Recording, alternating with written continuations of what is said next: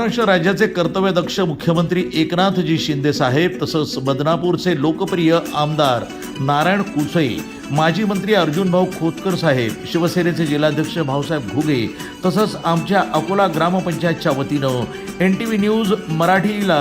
22व्या वर्धापन दिनानिमित्त मनपूर्वक हार्दिक शुभेच्छा।